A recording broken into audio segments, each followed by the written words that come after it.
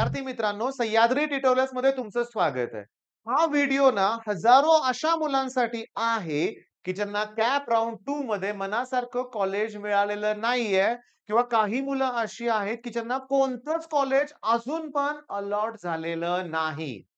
एक लक्षात घ्या, मग मनात पटकन विचार येतोय, मग मी रिपीट करू का? ड्रॉप घेऊ का? तर या व्हिडिओमध्ये त्या प्रश्नांची उत्तरं तुम्हाला मिळतील. मी काही उदाहरणं देऊन तुम्हाला मी सांगतोय. माझ्याकडे गेल्या वर्षी जे होते रिपीटर्स, जे आपल्या ऑनलाईन क्रॅश कोर्समध्ये जॉइन होते लक्षात घ्या, त्यांचा रिझल्ट कसा लागला? माझ्याकडे गडिंगलाच एक स्टुडंट आहे. ओके. लास्ट इयर त्यानं रिपीट केलं. आता कॅप राउंड 2 मध्ये त्याला एस-पी-आय-टी तिथं म्हणजे तुम्हाला माहिती आहे सरदार पटेल म्हणजे सी-ओ-ई-पी, व्ही-जी-टी-आय नंतर सरदार पटेल या कॉलेजचंच नाव येतं. ते कॉलेज अलॉट झालंय. मग 1 वर्ष रिपीट केलं, वर्थ इट म्हणजे उपयोग झाला. बेस्ट कॉलेज मिळालंय. माझा अजून एक स्टुडंट आहे, त्याचं पण नाव न घेता सांगतो. त्याने रिपीट केलं. आज तो पी-आय-सी-टीमध्ये 3rd इयरला आहे. हो, 3rd नाही, फायनल इयरला आहे. आता प्लेसमेंट होईल सुद्धा. दुसरी महत्वाची गोष्ट, आता यावर्षी माझ्या ज्या स्टुडंटने रिपीट केलं, तिला व्ही-आय-टी-सी-एस मिळाले. म्हणजे मुद्दा काय, की 1 वर्ष रिपीट केलं, ही मुलं बेस्ट कॉलेज मिळवतायत, पण सगळेच नाही. जशी चांगल्या गोष्टी आहेत, तशा वाईट गोष्टी पण आहेत. माझ्याकडे असेही स्टुडंट आहेत, की ज्यांना 80, 75, 80% पर्सेंटाईल होतं. रिपीट केलं, 80 चं 85, 88, 89 झालंय. त्या चुका त्यांच्या सुद्धा आहेत. म्हणजे जरा देखील चूक केली, जरा मागे पडला कुठं, खचला, तर संपतंय सगळं. तेव्हा रिपीट करताना त्या गोष्टीचा विचार करावा लागेल. मग व्हिडिओच्या सुरुवातीला मी तुम्हाला सांगितलं, की 1 वर्ष रिपीट केलं. सध्या आपण एकदम एव्हरेज लेव्हलचं कॉलेज स्वीकारतोय. पण जर तुमचे 10वी चे पर्सेंटेजेस 95 प्लस आहेत, 90 प्लस आहेत, अगदी 88% आहे 10वी ला तुम्हाला आणि सी-ई-टीत तुमचं पर्सेंटाईल 20 टू 70च आहे. तर 70 पर्सेंटाईलला टेक ब्रांचेसमध्ये CS, IT, AI, data science अगदी साताऱ्यात सुद्धा कट ऑफ आता 80 च्या अबोव्ह पोहोचलाय. मग होत नाहीये पॉसिबल. मग अशा वेळेस त्या मुलांना माझं सजेशन राहील, रिपीट करा, काही हरकत नाही. मी तुम्हाला रिपीटकडे ढकलत नाही.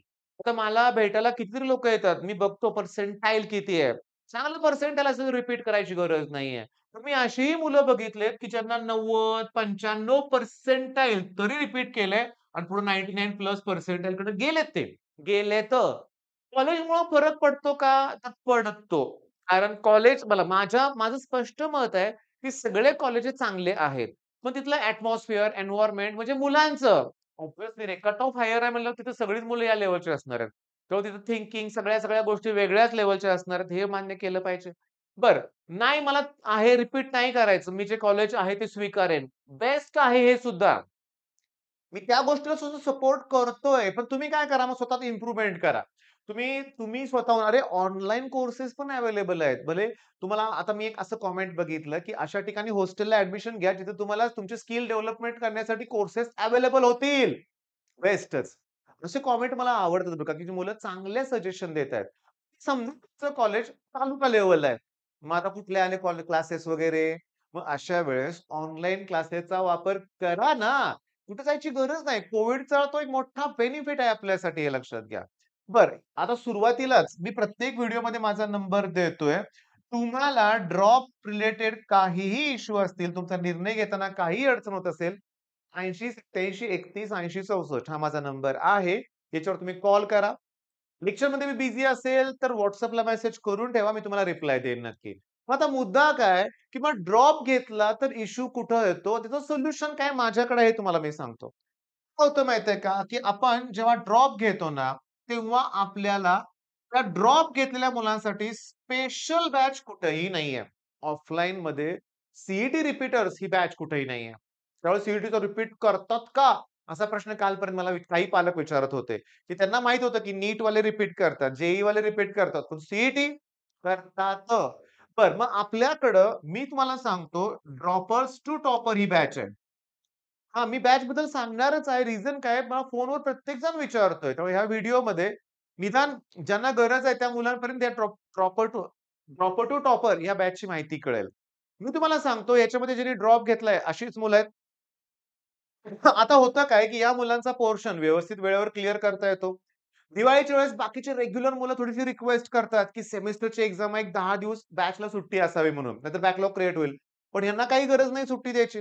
कंटिन्युअसली लेक्चर्स तुम्हाला घेतले जाणार आहेत आणि सगळ्यात महत्त्वाचं बोर्डच्या एक्झाममध्ये तर रेग्युलर मुलांचा कोर्स बंद राहील. हा नाही राहणार बंद.